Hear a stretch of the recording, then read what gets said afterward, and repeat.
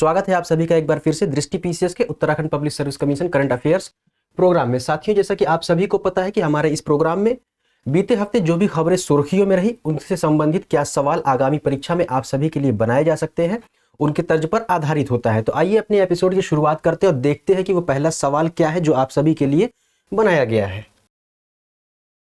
George Everest कहाँ स्थित है? विकल्प है मसूरी, ओली, चक्राता, नैनीताल। तो अगर जॉर्ज एवरेस्ट की स्थिति की हम बात करते हैं तो जॉर्ज एवरेस्ट जो संग्रहालय है ये मसूरी में बनाया जा रहा है। मसूरी के जो महान सर्वेयर थे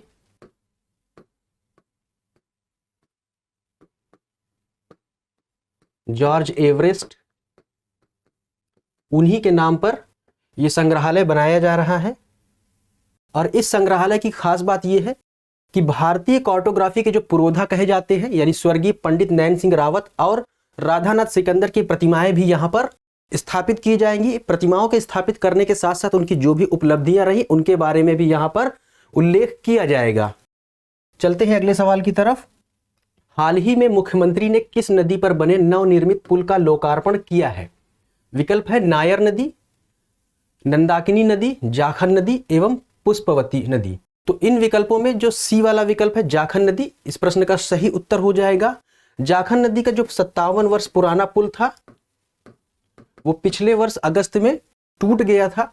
7 जनवरी 2022 से इसका पुनर्निर्माण चालू हुआ है और रिकॉर्ड के साथ मात्र 6 महीने में यह पुल बनकर तैयार हो गया है। तो इस तरह से इस प्रश्न का जो सही उत्तर हो जाएगा सी हो जाएगा, यानी कि जाखन नदी। इसका लोकार्पण मुख्यमंत्री ने अभी हाल ही में किया है। अगला सवाल है, राज्य में बाल लिंगानुपात कितना है? 900, 950, 980 या 984? तो इस प्रश्न का जो सही उत्तर है डी हो जाएगा, यानी कि 984। अभी हाल ही में 5वें राष्ट्रीय परिवार स्वास्थ्य सर्वेक्षण 2021-22 की रिपोर्ट आई है और उसके अनुसार जो है प्रति 1000 जन्म पर 984 बालिकाएं मौजूद है। उसके अलावा इस रिपोर्ट के अनुसार अल्मोड़ा, चमोली, नैनीताल, पौड़ी व ऊधम सिंह नगर ऐसे नगर हैं जहां पर बालिकाओं की संख्या जो है बालकों की तुलना में ज्यादा है, यानी कि जो बालकों की जन्म दर है उनकी संख्या के अनुपात में बालिकाओं के जो जन्म है वो कहीं ज्यादा है इनसे। और इसके साथ ही साथ इस रिपोर्ट के अनुसार जो संस्थागत प्रसव दर है उसमें भी वृद्धि हुई है, जो कि अब 90% तक पहुंच गई है। अगला सवाल है, उत्तराखंड में चाल खाल का संबंध किससे है? जल से, मृदा से, पलायन से या इनमें से कोई नहीं? तो चाल खाल का जो संबंध है ये जल से है। चाल खाल है क्या? किसी भी जलामग्न क्षेत्र में वहां पर जल कहां से आ रहा है, यानी कि जल का स्रोत क्या है। उसमें मुख्य रूप से कोई जलधारा हो सकती है, कोई झील हो सकती है या चाल खाल भी हो सकता है। यानी कि ये जो है ये जल के स्रोत होते हैं, यानी कि यहां से जल जो है किसी क्षेत्र में पहुंच करके इकट्ठा हो जाता है, तो उसी को हम जलामग्न क्षेत्र भी कहते हैं। तो इस तरह से जो चाल खाल है ये जल से संबंधित है। अगला प्रश्न है, राज्य में centre of excellence on natural fibre की स्थापना कहां की गई है? चमोली, अल्मोड़ा, हरिद्वार या ऊधम सिंह नगर? तो अल्मोड़ा के हिमालयी क्षेत्र में जो भी वनस्पतियां पाई जाती है उनसे प्राकृतिक रेशा प्राप्त करने या तैयार करने एवं उनके ऊपर शोध करने, अनुसंधान करने हेतु राज्य में centre of excellence on natural fibre की स्थापना अल्मोड़ा में की गई है। अगला सवाल है, कांडली उत्सव कितने वर्ष बाद मनाया जाता है? 2 वर्ष, 4 वर्ष, 6 वर्ष या 12 वर्ष? तो कांडली जो है एक पुष्प है जो कि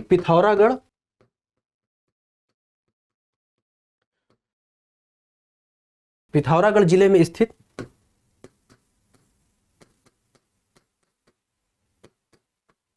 चौंदास घाटी में कांडली का पुष्प 12 वर्ष में एक बार खिलता है।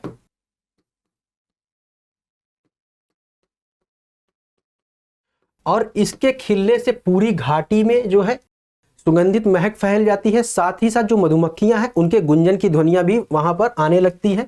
जिसकी वजह से यह पूरी घाटी का जो दृश्य है बहुत ही मनोरम हो जाता है, बहुत ही मनमोहक हो जाता है। तो इस प्रश्न का जो सही उत्तर है 12 वर्ष हो जाएगा, यानी कि डी हो जाएगा। इसके बारे में थोड़ी सी और जानकारी ले लेते हैं।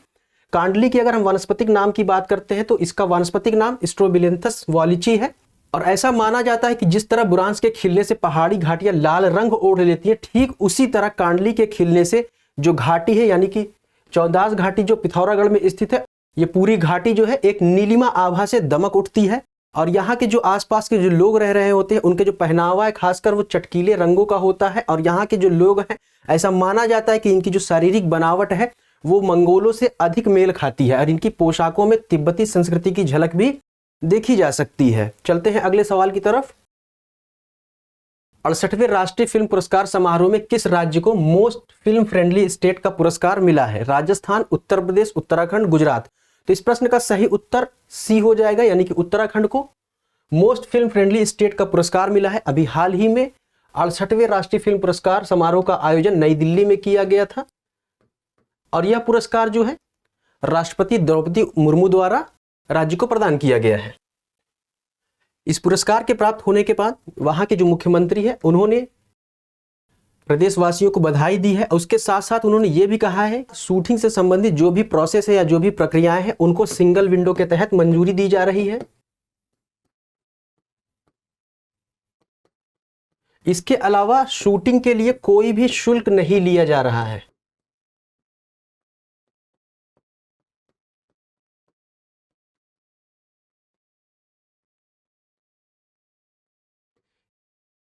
यानी कि इस तरह की जो कवायद शुरू की गई है राज्य में, उससे फिल्म उद्योग को बढ़ावा देने के लिए साथ ही साथ स्थानीय स्तर के जो भी कलाकार हैं उनके उत्साह को बढ़ाने के लिए ऐसा किया जा रहा है, जिसकी वजह से उत्तराखंड को इसके लिए पुरस्कार भी प्रदान किया गया है। चलते हैं अगले सवाल को देखते हैं।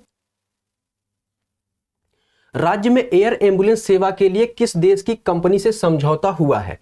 नॉर्वे, फ्रांस, जर्मनी, इनमें से कोई नहीं।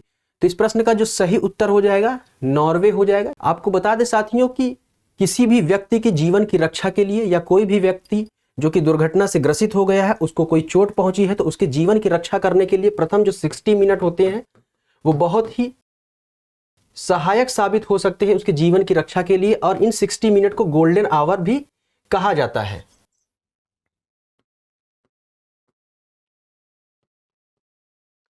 इसी के लिए पहाड़ी क्षेत्रों में हेली सेवा शुरुआत की गई है। अभी हाल ही में पिछले हफ्ते 27 सितंबर को एक दल नॉर्वे से भारत आया था और यहाँ की जो कंपनी है सिक्स सिग्मा, उसके साथ इन्होंने एक समझौता किया है। और इस समझौते के तहत भारत में पहली बार हेलीकॉप्टर फ्लाइट स्कूल एवं हेलीकॉप्टर एम्बुलेंस बेड़ा स्थापित किया जाएगा। यानी कि इस प्रश्न का जो सही उत्तर है एयर एम्बुलेंस जो पूछा गया है, इसका सही उत्तर हो जाएगा नॉर्वे। अगला प्रश्न है गोविंद बल्लभ पंत उच्च स्थलीय प्राणी उद्यान कहां स्थित है? अल्मोड़ा, नैनीताल, देहरादून या चमोली। तो इसके सही उत्तर हो जाएगा नैनीताल। नैनीताल में गोविंद बल्लभ पंत उच्च स्थलीय प्राणी उद्यान स्थित है। इसकी ऊंचाई जो है समुद्र तल से 1200 मीटर है। इसके अलावा यहाँ पर विभिन्न वन्यजीव प्राणी पाए जाते हैं, जैसे कि हिमालयी काले भालू, तेंदुआ, साइबेरियन टाइगर, हिल फॉक्स इत्यादि यहाँ पर जीव जंतु पाए जाते हैं। अगला प्रश्न है जागेश्वर धाम मंदिर किस जिले में है? चंपावत, चमोली, हरिद्वार, अल्मोड़ा। तो साथियों आपको बता दें कि ये जागेश्वर धाम मंदिर जो है ये अल्मोड़ा में स्थित है। यानी कि इस प्रश्न का जो सही उत्तर हो जाएगा डी हो जाएगा। और ये मंदिर जो है भगवान शिव को समर्पित है।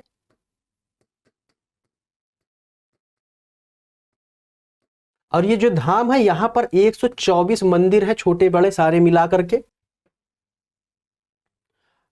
और जो आर्कियोलॉजिकल सर्वे ऑफ इंडिया है उसका कहना है कि ये जो मंदिर है ये गुप्त काल के या पूर्व मध्ययुगीन युग के हैं और 2500 वर्ष पुराने हैं। और ये जो सारे मंदिर हैं ये वास्तुकला का बेहतरीन उदाहरणों में से एक है। और यहाँ पर मंदिरों के पत्थरों की मूर्ति और वेदों पर जो नक्काशी की गई है वो अपने आप में अद्भुत है, जिसकी वजह से ये जो पूरा का पूरा धाम है अपने आप में एक महत्वपूर्ण स्थान माना जाता है। तो आज के इस सवाल के साथ अपने एपिसोड को यहीं पर विराम देते हैं। मिलते हैं अगले एपिसोड में कुछ नए सवालों के साथ। तब तक पढ़ते रहिए, आगे बढ़ते रहिए। शुक्रिया।